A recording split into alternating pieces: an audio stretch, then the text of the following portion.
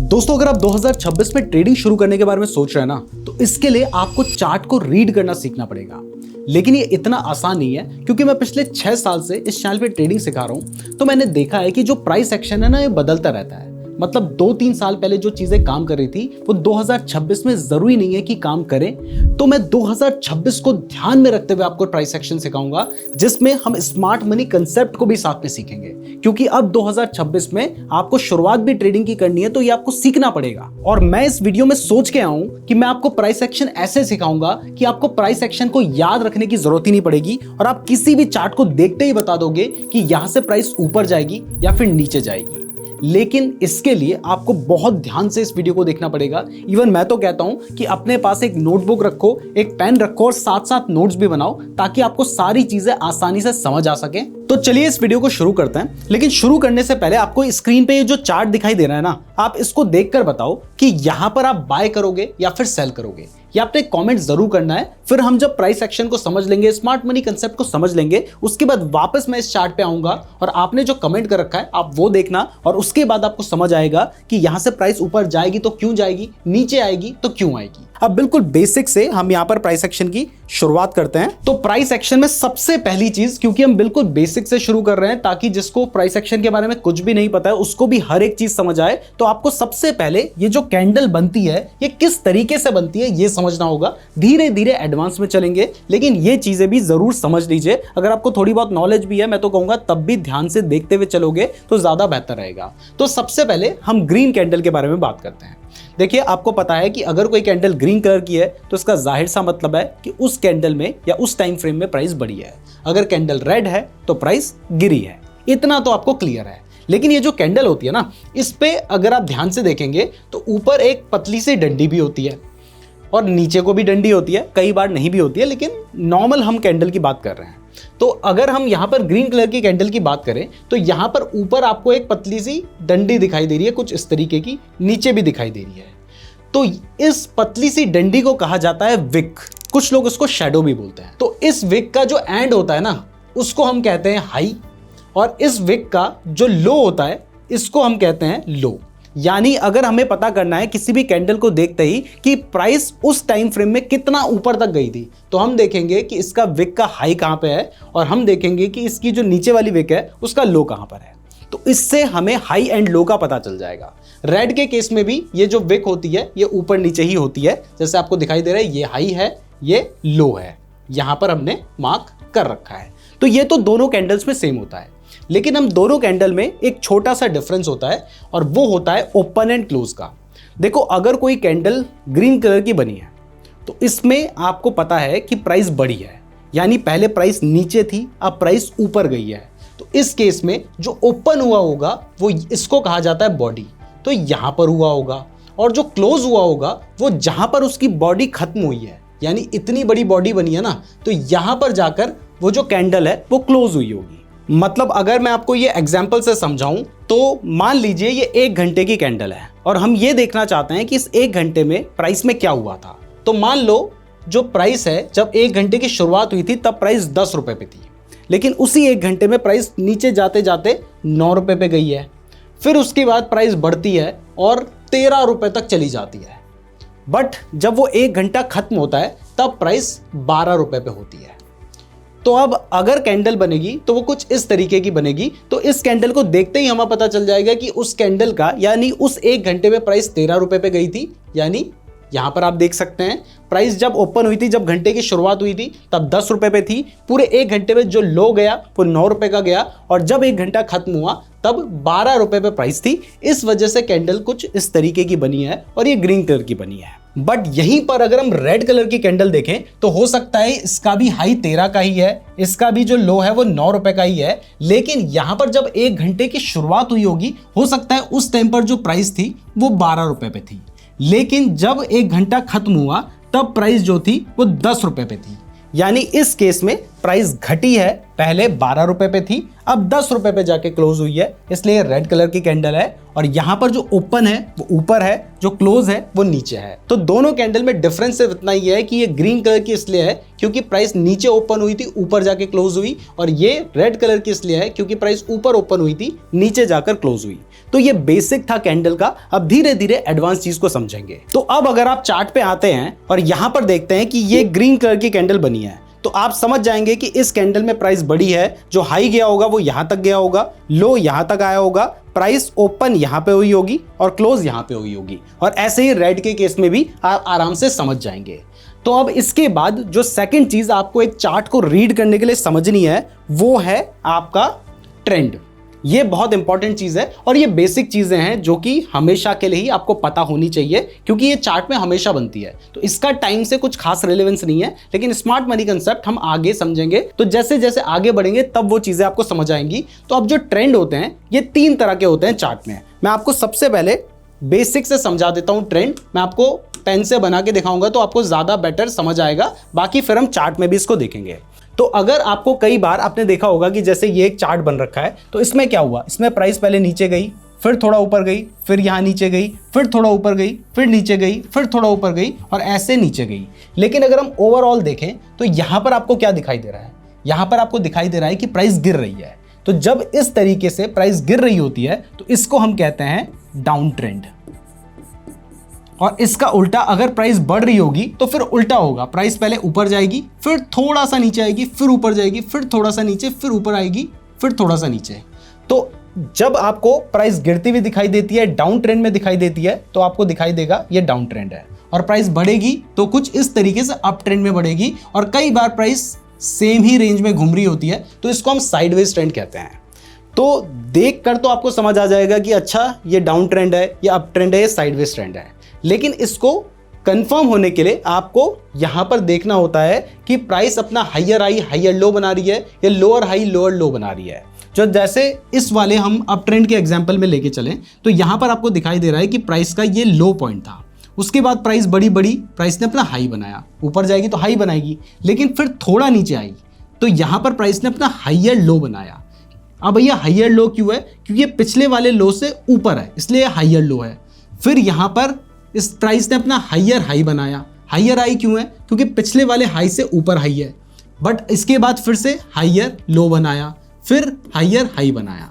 तो जब price higher high and higher low की फॉर्मेशन करती है तो हम इसे कहते हैं अप ट्रेंड। और जब इस तरीके से प्राइस में यहां पर अगर हम डाउन ट्रेंड की बात करें तो आप देखेंगे कि प्राइस ने अपना हाई बनाया था, फिर लो बनाया, फिर प्राइस ने अपना लोअर हाई बनाया। यानी इस बार थोड़ा सा प्राइस ऊपर गई तो यहां पर उसने हाई तो बनाया, लेकिन पिछले वाले हाई से लोअर हाई है इसलिए लोअर हाई होता है। फिर प्राइस नीचे आई तो पिछले वाले लो से भी नीचे आ गई, तो इसको हम कहते हैं लोअर लो।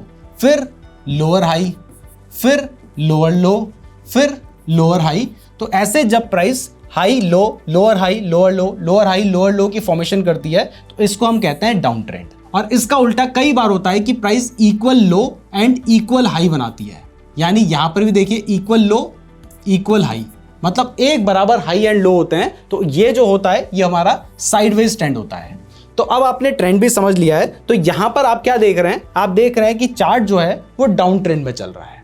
तो इससे आपको एक चीज पता चली है कि यहां पर जब ये हम चार्ट देख रहे थे तो उस टाइम पर प्राइस गिर रही थी। तो अब यहां पर ट्रेडिंग में एक बहुत जरूरी कंसेप्ट है जो आपको पता होना चाहिए, वो है कि trend is your friend until it bends. यानी जो ट्रेंड चल रहा है वो आपका फ्रेंड है, मतलब आपने उसी साइड में ट्रेड लेना चाहिए। तो यहां पर आपको डाउन ट्रेंड दिखाई दे रहा है, इसका मतलब अगर आप ट्रेड लेंगे तो यहां पर आप सेल करने का ही ट्रेड लेंगे क्योंकि प्राइस गिर रही है, यानी यहां से प्राइस के गिरने के चांसेस हैं। बट देखिए कभी ना कभी तो प्राइस ऊपर नीचे जाएगी, तो अभी से हम कंफर्म नहीं हो सकते, लेकिन यहां पर हमें थोड़ी बहुत चीजें तो समझ आ गई, हमें ट्रेंड तो समझ आ गया। तो अभी बेसिक चीजें आपको क्लियर हो चुकी है। आपने अभी तक कैंडल को समझ लिया है, इसके बाद आपने ट्रेंड को समझ लिया है। तो अब हम आगे बढ़ते हैं। अब देखो आपको ट्रेंड समझ आ गया ना, तो अब 2026 में यहीं पर आपको स्मार्ट मनी कंसेप्ट में जो ब्रेक ऑफ स्ट्रक्चर होता है वो भी समझ लेना चाहिए। तो यहां पर आप सबसे पहले कमेंट करके बताओ कि ये कौन सा ट्रेंड है।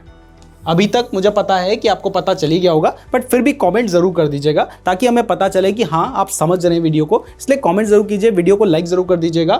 तो यहाँ पर आपको क्लियर है कि ये क्या है, ये अप ट्रेंड है, क्योंकि आपको दिखाई दे रहा है ये लो है, ये हाई है, ये हाइयर लो है, हाइयर हाई है, हाइयर लो है, हाइयर हाई है। तो जब भी हाइयर हाई हाइयर लो की फॉर्मेशन होती है तब क्या होता है, तब अप ट्रेंड होता है। तो स्मार्ट मनी कंसेप्ट में यहां पर ब्रेक ऑफ स्ट्रक्चर का एक कंसेप्ट सिखाया जाता है जो हमें बताता है कि जो ट्रेंड है ना वो आगे भी कंटिन्यू हो रहा है। जैसे हमें पता है कि ठीक है ट्रेंड तो बन रहा है, अब ट्रेंड तो बन रहा है, लेकिन प्राइस कभी तो नीचे आएगी, लेकिन अभी प्राइस नीचे आने वाली है या नहीं, ये हमें ब्रेक ऑफ स्ट्रक्चर बताता है। तो वो जो ब्रेक ऑफ स्ट्रक्चर यानी BOS है, यह हमें स्मार्ट मनी कंसेप्ट में पता चलता है, जो बताता है कि जब भी प्राइस अपना पिछला वाला हाइयर हाई इसको ब्रेक कर देती है तो वहां पर होता है ब्रेक ऑफ स्ट्रक्चर। जैसे ये देखिए यहां पर प्राइस का हाई था और इस जगह पे अगर हम इससे लगते हुए एक लाइन ड्रॉ कर लें तो ये एक ऐसा पॉइंट है जहां पर जाने के बाद प्राइस ने अपने हाई को ब्रेक कर दिया है, तो इसको हम कहेंगे ब्रेक ऑफ स्ट्रक्चर। सिमिलरली यहां पर देखिए हाइयर हाई है इस जगह पे, और अगर हम इससे लगते हुए एक लाइन ड्रॉ कर दें तो जैसे ही प्राइस ने इस लेवल को ब्रेक कर दिया यानी प्राइस यहां से ऊपर आ गई, तब हम कहेंगे कि ब्रेक ऑफ स्ट्रक्चर हो चुका है। ऐसे ही यहां पर भी आप देखेंगे कि हाई था, प्राइस ने इस जगह पे उस हाई को ब्रेक कर दिया, तो ये क्या हो गया, ब्रेक ऑफ स्ट्रक्चर हो गया। तो ये ब्रेक ऑफ स्ट्रक्चर हमें बुलिश ब्रेक ऑफ स्ट्रक्चर है ये, यानी ये हमें बता रहा है कि अप ट्रेंड चल रहा था और जैसे ही ब्रेक ऑफ स्ट्रक्चर हुआ इसका मतलब अप ट्रेंड जो है वो कंटिन्यू हो रहा है, मतलब आगे अभी भी प्राइस बढ़ सकती है।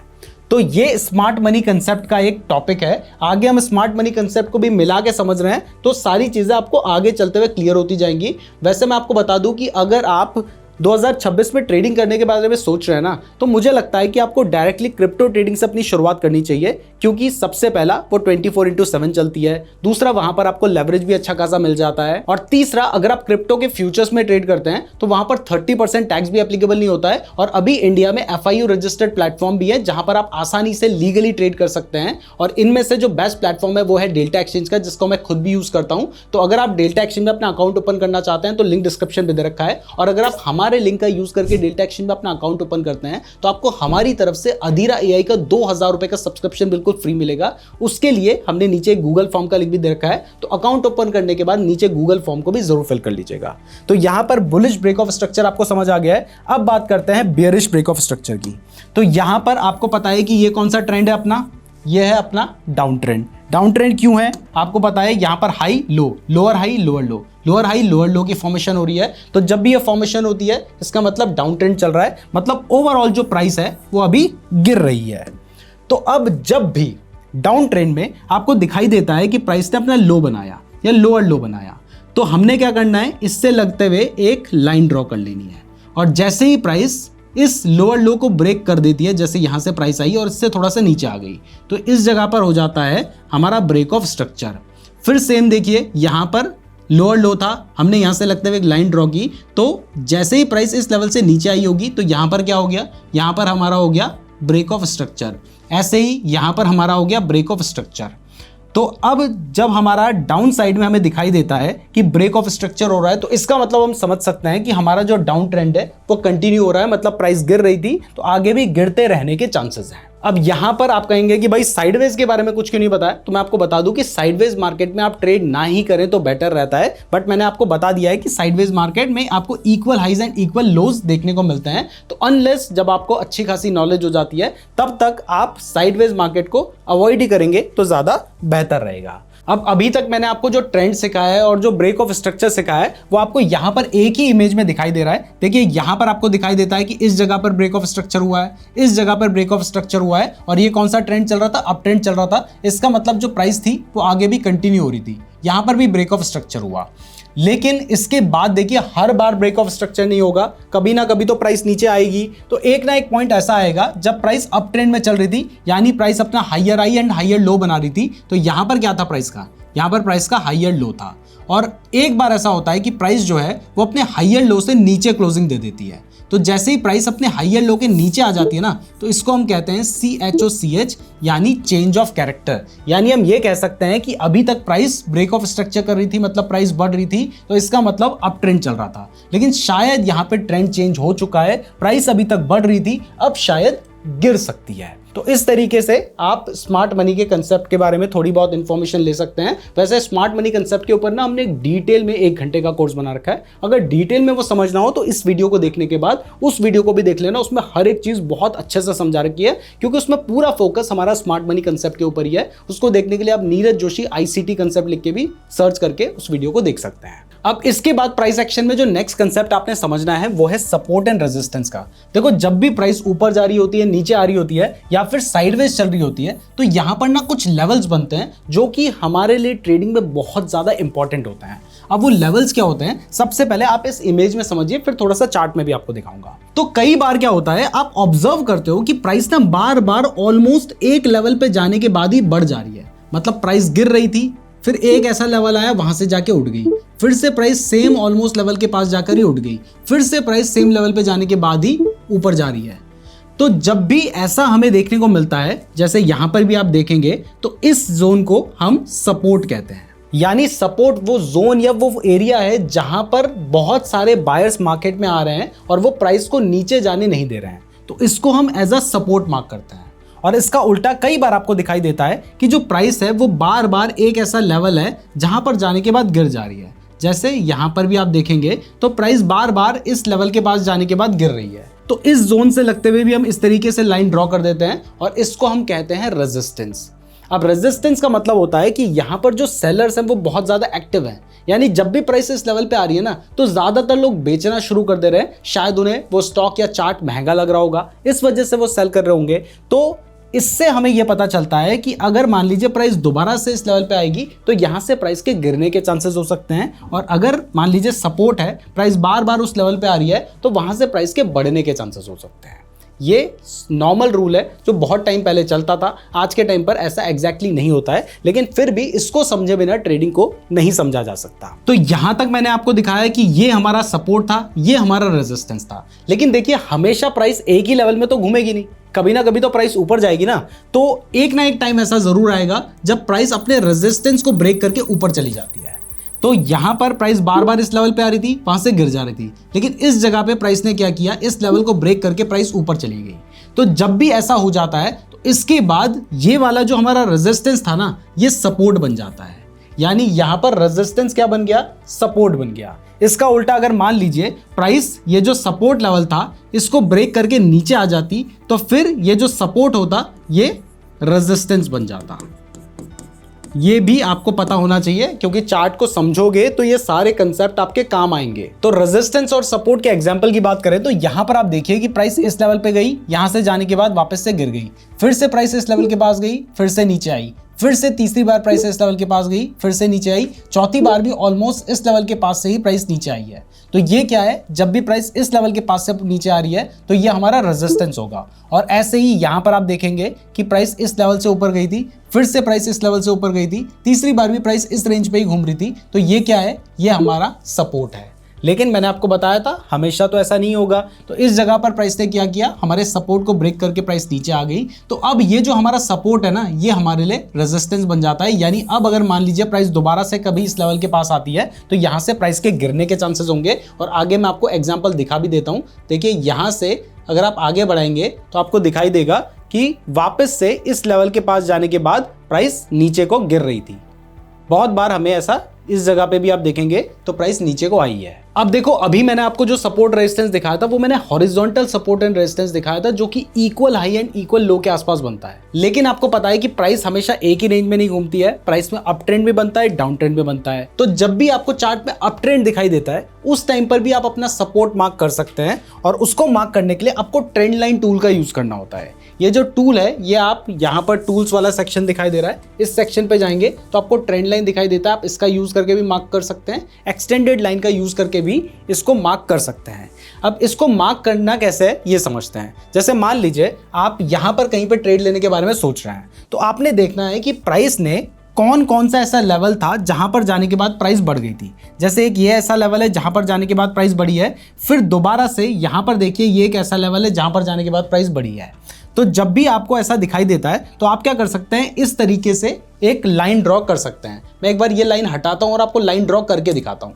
तो यहां पर देखिए हमने क्या किया, हमने यहां से ट्रेंड लाइन वाला टूल लिया, इवन एक्सटेंडेड लाइन वाला टूल ले लिया, और उसके बाद अब आपको कंफ्यूजन हो सकता है कि यार यहां से लगाऊं, यहां से लगाऊं, वहां से लगाऊं। तो कोई झंझट नहीं लेना है। यहां पर आपको एक लाइन टूल दिखाई देता है, ये गलती से मार्क हो गई है, तो यहां पर आपको एक लाइन वाला ऑप्शन दिखाई देता है। ये कैंडलस्टिक चार्ट है, ये लाइन चार्ट है। अगर आपको यहां दिखाई ना दे तो इधर पे आप आराम से लाइन चार्ट ढूंढ सकते हैं, और उसके बाद आपने यहां से एक्सटेंडेड लाइन वाले टूल को सेलेक्ट कर लेना है, और फिर आपको अपना जो सपोर्ट रेजिस्टेंस है उसको मार्क करने के लिए, यानी ट्रेंड लाइन को मार्क करने के लिए आपने यहाँ पे क्लिक करना है, और उसके बाद जो आपकी सेकंड वाली आपको दिखाई दे रहा है जहाँ पर जाने के बाद प्राइस बढ़ी है, आपने वहाँ पर मार्क कर देना है। तो हमने इस तरीके से मार्क कर दिया।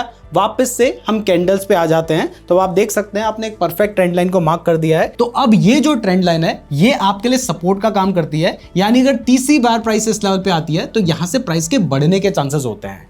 अब ये कंसेप्ट पहले बिल्कुल अच्छे से काम करता था, लेकिन आज के टाइम पर ना जो स्मार्ट मनी है वो बहुत सारे गेम खेलते हैं, तो यहां पर आपको थोड़ा बहुत बेवकूफ़ भी बनाया जाता है। यानी प्राइस ने पहले इस लेवल को ब्रेक कर दिया, तो मैंने आपको बताया है कि अगर सपोर्ट ब्रेक होगा तो वो रेजिस्टेंस बन जाएगा, यानी यहां से तो प्राइस के गिरने के चांसेस होंगे। लेकिन मैंने आपको बताया था ना, ये जो कंसेप्ट है जरूरी नहीं है कि 2026 में वैसे ही काम करें। तो यहां पर प्राइस ने इस लेवल को पहले ब्रेक किया, सबको लगा होगा कि भाई यहां पर तो जो सपोर्ट है वो ब्रेक हो चुका है, लोग यहां पर सेल करने लगे होंगे, लेकिन उसके बाद इस लेवल को ब्रेक करके वापस से प्राइस ऊपर चली जाती है, और फिर देखिए एक बड़ा सा मूव हमें यहां पर देखने को मिलता है।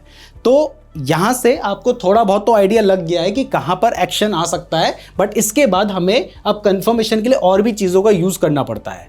जैसे यहां पर अगर आप कंफर्म होना चाहते हैं तो आपको दिखाई देगा कि मैंने आपको चेंज ऑफ कैरेक्टर के बारे में सिखाया था, तो आपको पता है कि डाउन ट्रेंड चल रहा है, डाउन ट्रेंड चल रहा है, और ये एक ऐसा लेवल है जहां पर आपको चेंज ऑफ कैरेक्टर होता हुआ भी नजर आ रहा है।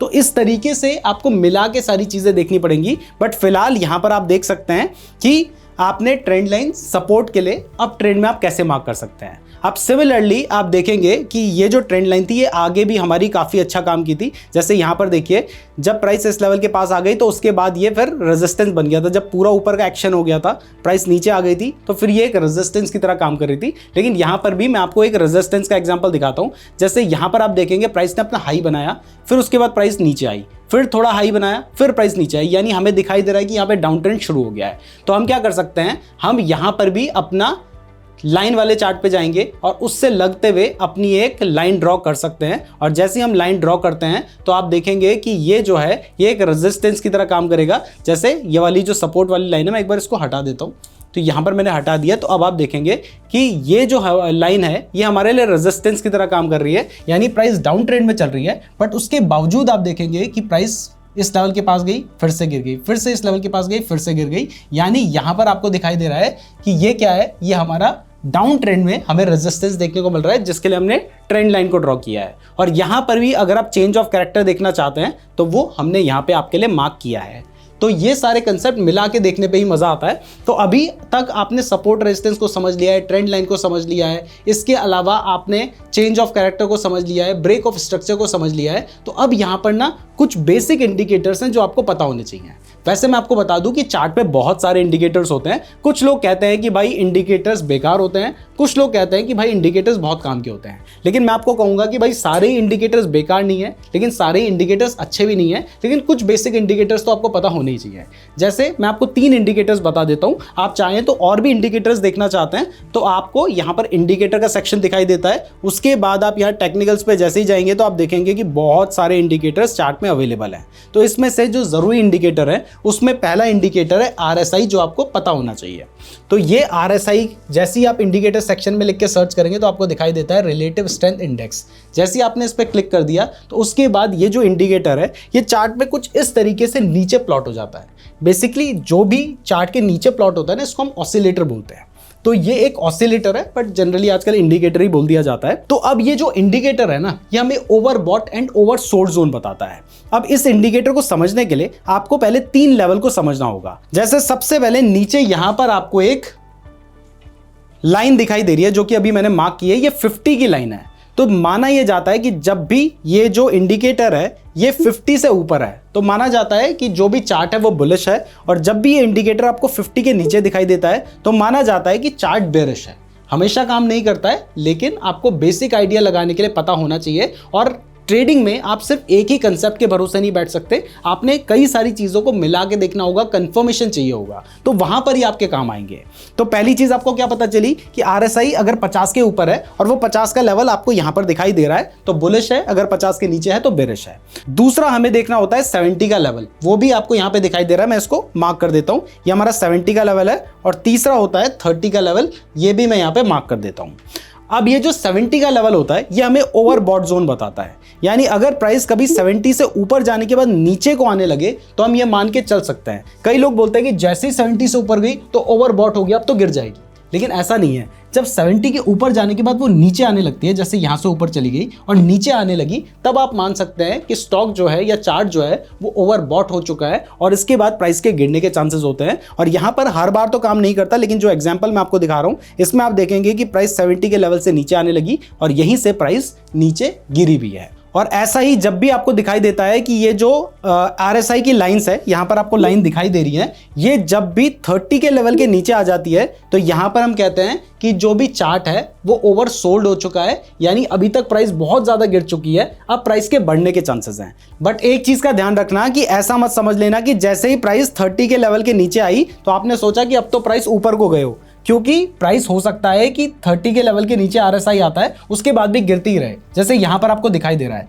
तो 30 के लेवल पे नीचे आने के बाद जब वापस से प्राइस 30 के लेवल से ऊपर को जाने लगती है तब हम मानते हैं कि जो स्टॉक है वो ओवर सोल्ड हो चुका है और यहां से प्राइस के बढ़ने के चांसेस हैं। और इस केस में भी पता नहीं क्यों इतने एक्यूरेट एग्जांपल मिल गए, बट यहां पर भी आप देखोगे तो जैसे ही प्राइस ये 30 का लेवल है इससे ऊपर जाने लगी, उसके बाद ही हमें अपसाइड का मूवमेंट यहां पर देखने को मिला है। तो ये पहला इंडिकेटर जो आपको पता होना चाहिए। इसके बाद एक सेकंड इंडिकेटर बहुत ज़्यादा पॉपुलर है, बहुत ज़्यादा ट्रेडिंग में काम भी आता है और बहुत सारे लोगों ने इसके बेसिस पे अपनी स्ट्रैटेजीज भी बनाई है, वो है EMA यानी मूविंग एवरेज एक्सपोनेंशियल। जैसे आप इस पर लिख के क्लिक करते हैं तो यहाँ पर ये जो इंडिकेटर है ये आपके चार्ट में कुछ इस तरीके से एक लाइन की फॉर्म में प्लॉट हो जाता है।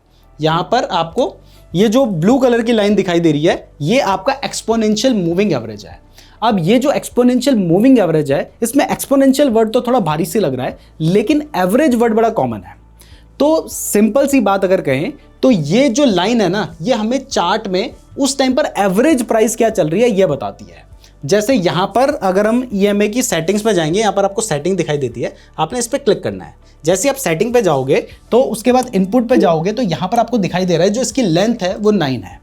तो इसका मतलब है कि ये जो मूविंग एवरेज है ये 9 पीरियड का मूविंग एवरेज है, यानी पिछली 9 कैंडल का मूविंग एवरेज है। तो 9 कैंडल की जो प्राइस होगी उनको जोड़ा गया होगा, उसके बाद 9 से डिवाइड किया गया होगा और तब जो प्राइस निकली होगी उस बेसिस पे एक पर्टिकुलर पॉइंट पे वो जो प्राइस होगी उसको हम एवरेज प्राइस कह रहे हैं। और अगले पॉइंट पे भी पिछली 9 कैंडल को जोड़ा हो गया होगा, फिर उनका एवरेज निकाला हो गया होगा, फिर उसके बेसिस पे जो प्राइस होगी उसको हम एवरेज प्राइस कह रहे हैं। और ऐसे मिलते मिलते एक लाइन बनती हुई जाती है। तो एक तरह से ये हमें थोड़ा सा चार्ट की अंडरस्टैंडिंग देती है कि ठीक है एवरेज प्राइस इस हिसाब से बढ़ रही है या इस हिसाब से घट रही है। तो एग्जाम्पल के लिए आपने देखा होगा कि 50 EMA का बहुत ज्यादा यूज किया जाता है, काफी पॉपुलर है। तो अब जैसे मैंने इसको 50 कर दिया है, तो जैसे मैं इसको 50 करता हूं तो ये पिछले 50 कैंडल का एवरेज बताता है। तो ये जो मूविंग एवरेज है ना ये हमें बताता है कि किस एवरेज से प्राइस ऊपर या नीचे जा रही है। तो अगर आपको पता है कि प्राइस अपने एवरेज से अभी नीचे चल रही है, जैसे यहां पर ये जो लाइन है ये जो कैंडल है इनके ऊपर है, तो कैंडल क्या है, कैंडल प्राइस है, और ये क्या है, ये मूविंग एवरेज है। तो अगर एवरेज प्राइस के ऊपर है इसका मतलब प्राइस अभी ज्यादा गिर रही है, अपने एवरेज से नीचे आ चुकी है। और अगर ये जो कैंडल है ये एवरेज के ऊपर है इसका मतलब प्राइस अपने एवरेज से ऊपर आ चुकी है। तो अगर प्राइस एवरेज से ऊपर है तो माना जाता है कि चार्ट बुलिश है, और अगर प्राइस अपने एवरेज से नीचे है, जैसे यहां पर प्राइस अपने मूविंग एवरेज से नीचे है, तो माना जाता है कि चार्ट बेयरिश है। इसके अलावा कई लोग इस इंडिकेटर को इस तरीके से भी यूज करते हैं। उन्हें लगता है कि मान लीजिए प्राइस ने ये जो हमारा एवरेज है इसके ऊपर क्लोजिंग दे दी, यानी जैसे यहां पर आप देख सकते हैं कि जो प्राइस है वो इस एवरेज के नीचे है, लेकिन अगर ऊपर चली गई तो माना जाता है कि स्टॉक बुलिश हो चुका है और यहां से प्राइस के बढ़ने के चांसेस होंगे। लेकिन ये हर बार काम नहीं करता, इसके बेसिस पे अगर आप ट्रेड लेंगे तो आपको नुकसान हो सकता है। ऑल्दो इस एग्जाम्पल में तो आप देखेंगे कि उसके बाद प्राइस बढ़ी थी। तो आप इनकी भी हेल्प ले सकते हैं ट्रेडिंग के लिए। और इसके बाद एक और इंडिकेटर मैं आपको बता देता हूं, वैसे बहुत सारे इंडिकेटर हैं, अगर आप बाकी इंडिकेटर्स के बारे में सीखना चाहते हैं तो नीरज जोशी ट्रेडिंग इंडिकेटर लिखकर आप सर्च कर सकते हैं, आपको बहुत सारे इंडिकेटर्स के ऊपर वीडियो मिल जाएंगी। तो अब तीसरा भी एक और इंडिकेटर मैं आपको बता देता हूं जो आपके काफ़ी ज़्यादा काम आएगा, और उसका नाम है ATR यानी एवरेज ट्रू रेंज। जैसे ही आप ATR लिख के सर्च करते हैं तो आपको यहां पर एवरेज ट्रू रेंज दिखाई देता है, आप उस पर क्लिक करेंगे तो ये जो इंडिकेटर होगा वो चार्ट में कुछ इस तरीके से प्लॉट हो जाता है। और ये जो इंडिकेटर है ये हमें बताता है कि उस पर्टिकुलर चार्ट की रेंज कितनी है, मतलब वो कितना ऊपर और कितना नीचे जनरली जाता है। जैसे यहां पर हमने बिटकॉइन का चार्ट खोल रखा है और ये 1 घंटे का टाइम फ्रेम पे मैंने चार्ट खोला है, तो ये मुझे दिखा रहा है कि अभी बिटकॉइन का जो ATR है वो 622 का है, यानी 1 घंटे में बिटकॉइन 600 पॉइंट ऊपर और 600 पॉइंट नीचे जा सकता है। ये एवरेज ट्रू रेंज बताता है। अब जनरली प्राइस पहले इतना ही जाता था, लेकिन आज के टाइम पर हम ATR का 1.5 या अप टू 2 टाइम्स तक यूज करते हैं, यानी हम मान के चल सकते हैं कि जो प्राइस है वो इसके दुगना ऊपर और दुगना नीचे जा सकती है, और इसका यूज करके हम अपना स्टॉप लॉस भी डिसाइड कर सकते हैं। जैसे मान लीजिए आप अगर क्रिप्टो में कोई ट्रेड लेना चाहते हैं, वो भी 1 घंटे के टाइम फ्रेम में, तो आप ये देख सकते हैं कि जैसे यहां पर ATR 700 चल रहा है, तो आप अपना स्टॉप लॉस 1400 पॉइंट का रख सकते हैं। अब किसी चार्ट के हिसाब से 1400 पॉइंट बहुत बड़ा होगा, लेकिन बिटकॉइन 1,13,000 के आसपास चल रहा है जहां पर हम इस चार्ट को देख रहे हैं, तो उस जगह पर 700 पॉइंट का स्टॉप लॉस कोई बहुत बड़ा नहीं माना जाएगा।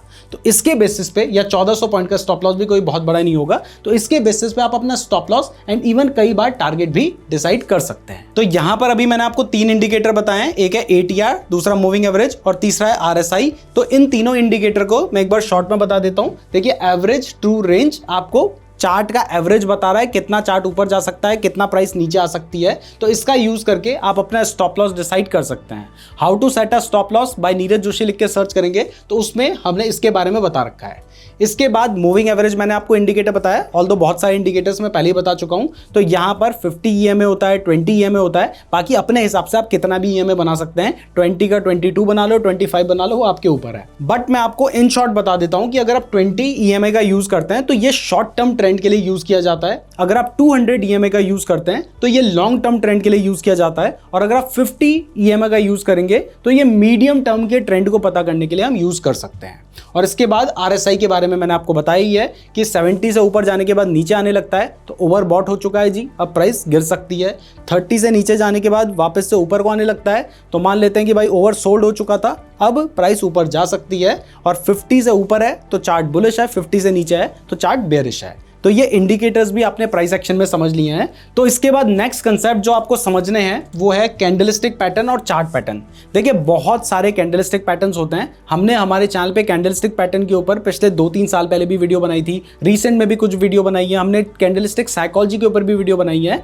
तो कैंडलस्टिक पैटर्न्स बहुत सारे हैं, लेकिन हर कैंडलस्टिक पैटर्न उतना ज़्यादा यूजफुल नहीं है, और 2026 में तो हम कह सकते हैं कि कुछ कैंडलस्टिक पैटर्न बिल्कुल यूजलेस हो चुके हैं। अभी कुछ ही कैंडलस्टिक पैटर्न है जो अच्छे से काम करते हैं, और चार्ट पैटर्न के केस में भी बहुत सारे चार्ट पैटर्न्स हैं, लेकिन सारे काम नहीं करते हैं। तो जो इंपॉर्टेंट चार्ट पैटर्न्स हैं उसमें हैमर पैटर्न आपको एक देखने को मिलेगा चार्ट में बहुत ज़्यादा बार, शूटिंग स्टार पैटर्न देखने को मिलेंगे, एनगल्फिंग पैटर्न जैसे कि bullish engulfing, bearish engulfing pattern देखने को मिलेंगे, डोजी पैटर्न देखने को मिलेंगे। तो इनका यूज आज भी आप चार्ट में कर सकते हैं। जैसे चार्ट पैटर्न की बात चल रही है तो उसमें एक हैमर पैटर्न होता है, तो वो जो हैमर पैटर्न होता है वो बिल्कुल हथौड़े जैसा कैंडल अगर आपको चार्ट में देखने को मिले, मतलब आपको दिखाई दे रहा है पहले डाउन ट्रेंड चल रहा है, डाउन ट्रेंड क्या होता है वो आपको समझ आ चुका है। उसके बाद आपको दिखाई देता है कि एक हैमर पैटर्न बना है जिसकी जो नीचे की विक है वो बहुत लंबी होती है और ऊपर की जो बॉडी होती है वो बहुत छोटी होती है, जैसा आपको यहाँ पर दिखाई दे रहा है। तो माना जाता है कि अगर ये डाउन ट्रेंड में बन रहा है और उसके बाद अगर आपको एक बुलिश कैंडल देखने को मिलती है तो इसके बाद प्राइस के बढ़ने के चांसेस होते हैं, यह हमें हैमर कैंडल बताती है।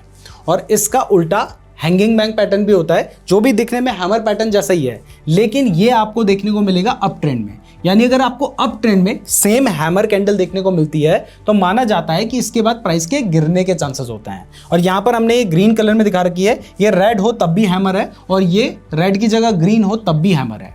तो ये दो पैटर्न्स आपके आज के टाइम पर काम में आ सकते हैं। इसके अलावा भी बहुत सारे चार्ट पैटर्न्स हैं और चार्ट पैटर्न्स के ऊपर हमने ऑलरेडी वीडियो बना रखी है। तो अगर आप चार्ट पैटर्न्स के बारे में डिटेल में समझना चाहते हैं तो नीरज जोशी कैंडलस्टिक पैटर्न और नीरज जोशी चार्ट पैटर्न लिखकर आप उन वीडियो को देख सकते हैं।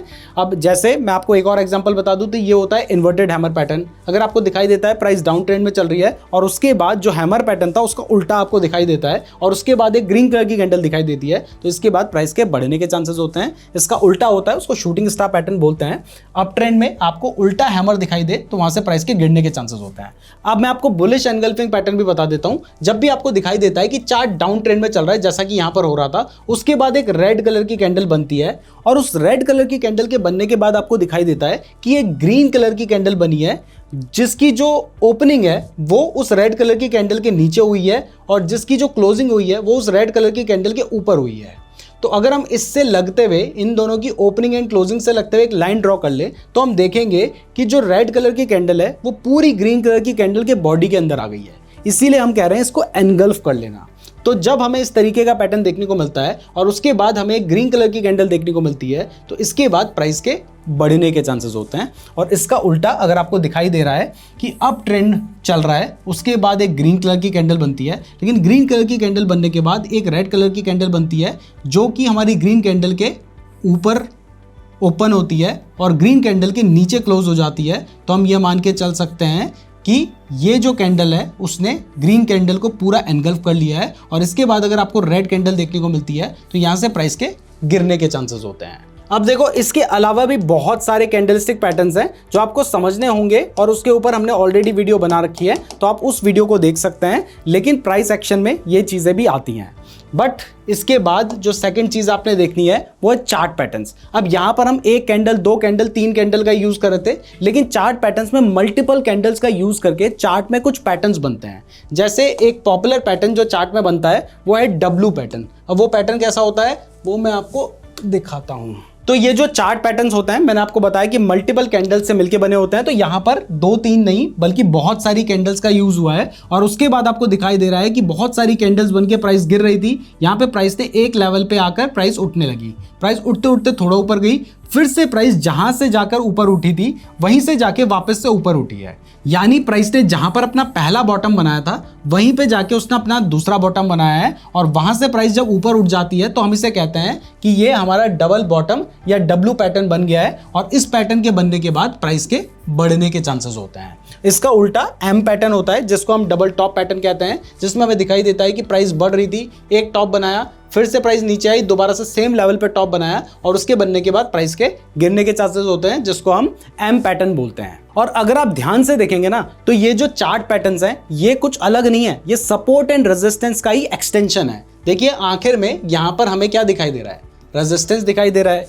यहाँ पर हमें क्या दिखाई दे रहा है, यहाँ पर हमें सपोर्ट दिखाई दे रहा है। यानी ये सारी चीजें सपोर्ट एंड रेजिस्टेंस से मिलकर ही बनी हुई हैं। ऐसे ही और भी चार्ट पैटर्न्स होते हैं, जैसे यहाँ पर आपको हेड एंड शोल्डर पैटर्न देखने को मिल रहा है। इसके अलावा आप यहाँ पर देख सकते हैं triple top and triple bottom pattern, rising veg pattern, इसके अलावा broadening top and broadening bottom pattern. तो ये सारे चार्ट पैटर्न्स भी हमने चार्ट पैटर्न वाली वीडियो में बना रखे हैं, तो उसको भी आप देख सकते हैं। तो ये सारी चीजें प्राइस एक्शन के अंदर आ गई। थोड़ा सा हमने स्मार्ट मनी कंसेप्ट अभी डिस्कस किया था, तो अब थोड़ा सा डिटेल में स्मार्ट मनी कंसेप्ट के ऊपर चलते हैं। तो यहाँ पर मैं आपको स्मार्ट मनी के दो मेजर कंसेप्ट सिखाने वाला हूँ, एक है ऑर्डर ब्लॉक और दूसरा है फेयर वैल्यू गैप। मैंने आपको बताया कि स्मार्ट मनी कंसेप्ट के बारे में डिटेल में सीखना है तो नीरज जोशी आईसीटी कंसेप्ट लिखकर सर्च करोगे तो ये वाली वीडियो आप देख सकते हो। वैसे वीडियो पसंद आ रही है तो वीडियो को लाइक और चैनल को सब्सक्राइब भी जरूर कर दीजिएगा, क्योंकि अगर आप सब्सक्राइब नहीं करेंगे तो हो सकता है कि हमारी वीडियो आपको दोबारा कभी देखने को ना मिले, तो इसलिए सब्सक्राइब जरूर कर दीजिएगा।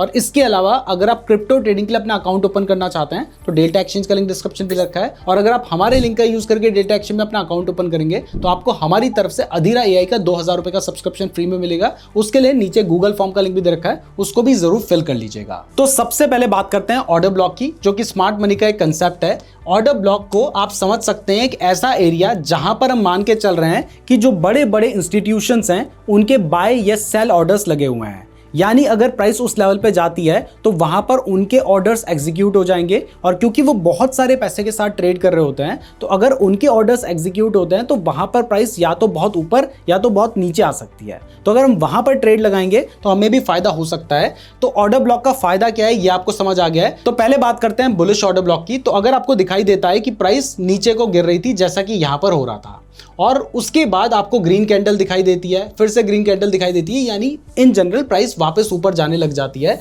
तो हम क्या करते हैं, जो लास्ट रेड कैंडल होती है ना उसके हाई एंड लो से लगते हुए हम इस तरीके से एक एरिया ड्रॉ कर लेते हैं। और इसके बाद अगर मान लीजिए दोबारा से प्राइस के भी इस लेवल के पास आती है तो यहां से प्राइस के बढ़ने के चांसेस होते हैं। और इसका उल्टा अगर बेरिश ऑर्डर ब्लॉक की बात करें तो अगर आपको दिखाई देता है कि प्राइस बढ़ रही थी लेकिन एक ऐसा लेवल आता है जहां पर जाने के बाद प्राइस गिरने लग जाती है, तो इस केस में जो लास्ट ग्रीन कलर की कैंडल होगी हमने उसके हाई एंड लो से लगते हुए एक रेक्टेंगल या एरिया ड्रॉ कर लेना है। और इसके बाद अगर प्राइस दोबारा से इस लेवल पे आती है तो यहां से प्राइस के गिरने के चांसेस होते हैं। ये हमें पता चलता है ऑर्डर ब्लॉक से। और अगर फेयर वैल्यू गैप की बात करें तो ये भी स्मार्ट मनी का एक कंसेप्ट है जो हमें बताता है कि अगर आपको चार्ट में कभी नॉर्मल से बड़ी ग्रीन या नॉर्मल से बड़ी रेड कलर की कैंडल देखने को मिलती है तो इसका मतलब है कि वहां पर ना बहुत सारे ऑर्डर्स लगाए गए हैं।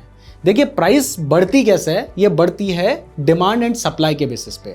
अगर बहुत सारी बाइंग की जाएगी, बहुत सारे लोग खरीदेंगे तो प्राइस ऊपर जाएगी, बहुत सारे लोग बेचेंगे तो प्राइस नीचे जाएगी। तो यहाँ पर हम यही पता करने की कोशिश कर रहे हैं कि कहाँ पर ज़्यादा लोग खरीद रहे हैं, कहाँ पर ज़्यादा लोग बेच रहे हैं। तो और वो ज़्यादा लोग या ज़्यादा पैसा किनके पास है, वो बड़े बड़े इंस्टीट्यूशंस के पास है। तो अगर कभी कोई बड़ी कैंडल बनी है तो वो ऐसे ही नहीं बनी है, वो इसलिए बनी है क्योंकि वहां पर किसी ने या तो बहुत बड़ी बाइंग की है अगर ग्रीन कलर की कैंडल बनी है, और किसी ने बहुत बड़ी सेलिंग की है अगर कोई रेड कलर की कैंडल बनी है। तो अगर हमें ऐसा दिखाई देता है तो हम क्या करेंगे, जो भी नॉर्मल साइज से बड़ी कैंडल की कैंडल है हम उससे पहले वाली कैंडल के लो से लगते हुए और उसके बाद वाली कैंडल के हाई से लगते हुए एक लाइन ड्रॉ करेंगे, और बीच में जो एरिया होगा ये होगा हमारा फेयर वैल्यू गैप। तो अब इसको भी हम चार्ट पे समझ लेते हैं। तो सबसे पहले मैंने ऑर्डर ब्लॉक की बात की थी, तो यहां पर आप देख सकते हैं प्राइस ऊपर को जा रही थी और बार बार ब्रेक ऑफ स्ट्रक्चर हो रहा था, और यहां पर आपको दिखाई देता है कि इस लेवल पे जाने के बाद प्राइस गिरने लग जाती है। तो हमने क्या करना है, उससे पहले वाली जो ग्रीन कलर की कैंडल है उसके हाई एंड लो से लगते हुए हमने क्या कर दिया, हमने एक रेक्टेंगल ड्रॉ कर दिया या एरिया ड्रॉ कर दिया। एरिया को ड्रॉ करने के लिए ना यहाँ पर आप देखेंगे तो एक टूल होता है जो रेक्टेंगल टूल है, यहाँ पर आप देख सकते हैं रेक्टेंगल वाला टूल है। इस टूल का यूज करके आप एरिया ड्रॉ कर सकते हैं जैसे कुछ इस तरीके से। तो हमने यहाँ पर एरिया ड्रॉ कर लिया, और उसके बाद जैसे ही प्राइस दोबारा से इस लेवल के पास आती है तो वहां से प्राइस के गिरने के चांसेस होते हैं। यहां पर आप देख सकते हैं प्राइस इस लेवल के पास आई और वहां से प्राइस गिरी है। तो ये क्या है, ये है हमारा ऑर्डर ब्लॉक। तो ये हमने आपको बेरिश ऑर्डर ब्लॉक का एग्जांपल दिया। अब बुलिश ऑर्डर ब्लॉक भी देख लेते हैं। तो बुलिश ऑर्डर ब्लॉक के लिए आप देख सकते हैं कि प्राइस गिर रही थी, फिर साइडवेज रेंज में चल रही थी, और उसके बाद ये एक ऐसी कैंडल बनती है जिसके बाद प्राइस ऊपर जाने लगती है। तो हमने क्या किया, हमारी जो लास्ट रेड कैंडल थी उससे लगते हुए एक एरिया ड्रॉ कर लिया, और इसके बाद जैसे ही प्राइस दोबारा से इस लेवल के पास आती है तो यहां से प्राइस के बढ़ने के चांसेस होते हैं। तो यहां पर देखिए हमने अपना ऑर्डर ब्लॉक यहां पे बनाया था। इसके बाद जैसे ही प्राइस इस लेवल के पास आई है उसके बाद आप देखेंगे कि प्राइस में हमें एक अच्छा खासा अप साइड का मूव देखने को मिला है। इसके बाद फिर से ऑर्डर ब्लॉक ना कई बार बन सकता है, ऐसा नहीं है कि एक बार बना तो आगे ऑर्डर ब्लॉक नहीं बनेगा, और भी बन सकते हैं। यहां पर आप फिर से देख सकते हैं कि ऑर्डर ब्लॉक बना था और उसके बाद फिर से उसके अगले के अगली कैंडल में ही प्राइस उस लेवल पे आ गई, और उसके बाद फिर हमें एक मूवमेंट देखने को मिला था। तो ऑर्डर ब्लॉक वगैरह के बारे में भी हमने डिटेल में बता रखा है। अब अगर एफवीजी की बात करें तो मैंने आपको बताया कि जब भी आपको चार्ट में नॉर्मल से बड़ी कैंडल देखने को मिलती है तो आपने क्या करना है, आपने उससे पहले वाली कैंडल के लो से लगते हुए और उसके बाद वाली कैंडल के हाई से लगते हुए एक इस तरीके से रेक्टेंगल ड्रॉ कर लेना है, और उसके बाद जैसे ही प्राइस इस लेवल के पास आती है तो यहां से प्राइस के गिरने के चांसेस होते हैं। जैसे यहां पर हमें दिखाई दे रहा है एक बड़ी रेड कलर की कैंडल बनी थी, तो हमने क्या किया, उससे पहले वाली कैंडल के लो से लगते हुए और इसके बाद जो ये छोटी सी कैंडल बनी है ना इसके हाई से लगते हुए हमने एक एरिया ड्रॉ कर लिया, और जैसे ही प्राइस इस लेवल के पास आई तो यहां पर आप देख सकते हैं उसके बाद प्राइस अच्छी खासी गिरी है। एंड आप देख सकते हैं 1,08,000 से 1,05,000 के पास तक प्राइस आ गई थी। तो ये होता है फेयर वैल्यू गैप। और अगर बुलिश की बात करें तो यहां पर आप देख सकते हैं एक बड़ी ग्रीन कलर की कैंडल बनी है, तो उससे पहले वाली कैंडल के हाई से लगते हुए उसके बाद वाली कैंडल के लो से लगते हुए हमने एक एरिया ड्रॉ किया है। जैसे ही प्राइस इस लेवल के पास आती है तो यहाँ से प्राइस के बढ़ने के चांसेस होते हैं, लेकिन इस केस में प्राइस इंस्टेंटली नहीं बढ़ी थी, लेकिन आप देख सकते हैं कि आगे जाके प्राइस ने एक अच्छा खासा मूव हमें दिया था। तो ऐसे केस में जो हमारा स्टॉप लॉस होता है ना, वो हमारा इस एरिया के थोड़ा सा नीचे यानी यहाँ पर कहीं पर होता है, तो हमारा स्टॉप लॉस यहाँ पर हिट नहीं हुआ होता। बाकी ये चीजें हमने स्मार्ट मनी कंसेप्ट में डिटेल में बता रखी है। तो प्राइस एक्शन में जो भी चीजें इंपॉर्टेंट थी वो सारी मैंने आपके साथ डिस्कस कर दी हैं। बहुत सारे हमने स्मार्ट मनी के कंसेप्ट भी आपके साथ डिस्कस किए हैं। बाकी 2026 में आपको प्राइस एक्शन और स्मार्ट मनी कंसेप्ट को साथ में लेकर चलना पड़ेगा, तभी आप ट्रेडिंग में सक्सेसफुल हो पाएंगे। अब फाइनली हमने शुरुआत में आपको एक चार्ट दिखाया था, जिसके बेसिस पे मैंने आपको कहा था कि यहां पर आप बाय करोगे या शॉर्ट करोगे तो आपको क्या करना चाहिए था, अब वो समझते हैं। तो आई थिंक पहले ही मैं आपको बता चुका हूं कि यहां पर आप देख सकते हैं कि आपका डाउन ट्रेंड चल रहा था और आपको बार बार ब्रेक ऑफ स्ट्रक्चर देखने को मिले थे। बीच में आपको चेंज ऑफ कैरेक्टर देखने को मिला, लेकिन फिर से आपको ब्रेक ऑफ स्ट्रक्चर ही देखने को मिला था और एंड में आपको यहां पर भी एक बेयरिश ब्रेक ऑफ स्ट्रक्चर देखने को मिला है, यानी यहां पर भी एक बेयरिश ब्रेक ऑफ स्ट्रक्चर था। और क्योंकि आपको पता है कि ट्रेंड डाउन साइड में चल रहा था, तो मैंने आपको पहले ही बता दिया था कि इस केस में आपको जनरली शॉर्ट करने की पोजीशन लेनी चाहिए। बट इसके बाद हमें कंफर्मेशन के लिए कुछ ना कुछ तो चाहिए। तो हमने देखा कि भैया ब्रेक ऑफ स्ट्रक्चर भी हो रहा है। डाउन ट्रेंड में ब्रेक ऑफ स्ट्रक्चर का मतलब है कि डाउन ट्रेंड आगे भी कंटिन्यू हो सकता है, और इसके बाद हमें चाहिए होता है कंफर्मेशन, जिसके लिए इंडिकेटर भी हम कोई यूज कर सकते थे। मैं एक बार चेक भी कर लेता हूं कि यहां पर अगर हम EMA लगाते, वो भी 20 EMA लगाऊंगा मैं, तो उस केस में क्या होता। तो यहां पर मैं 9 को चेंज करके 20 कर देता हूं। तो हमने 20 EMA लगाया है, तो आप देख सकते हैं कि प्राइस हमारे 20 EMA के पास जाने के बाद नीचे आई है। और इसके साथ ही आप यहाँ पे फेयर वैल्यू गैप को भी देख सकते हैं। हमने ऑलरेडी आपको ये फेयर वैल्यू गैप समझा दिया है। तो प्राइस फेयर वैल्यू गैप के पास जाने के बाद नीचे गिरने लगी थी, तो यहाँ पर आपको शॉर्ट करने की पोजीशन लेनी चाहिए थी। और उसके बाद आप देख सकते हैं कि प्राइस अच्छी खासी नीचे गिर गई थी, यानी अगर आपने शॉर्ट किया होता तो वो एक सही डिसीजन होता। तो मैं उम्मीद करता हूं कि प्राइस एक्शन आपको अच्छे से समझ आ गया होगा। बाकी वीडियो पसंद आई है तो वीडियो को लाइक और चैनल को सब्सक्राइब जरूर कर दीजिएगा। हमने इस वीडियो में बहुत ज्यादा मेहनत की है, इसलिए सब्सक्राइब जरूर कीजिएगा, वीडियो को लाइक जरूर कर दीजिएगा। और अगर आप चाहते हैं कि हम प्राइस एक्शन के ऊपर एक एडवांस वीडियो भी बनाएं तो इसके लिए कॉमेंट जरूर कीजिएगा। अगर आप लोगों के अच्छे खासे कॉमेंट आते हैं तो हम इस टॉपिक के ऊपर वीडियो बनाएंगे। बाकी क्रिप्टो ट्रेडिंग के बारे में डिटेल में जानना चाहते हो तो ये वाली वीडियो देख लेना, और अगर अधीरा AI के बारे में डिटेल में जानना है तो फिर इस वीडियो को देख लीजिएगा। धन्यवाद।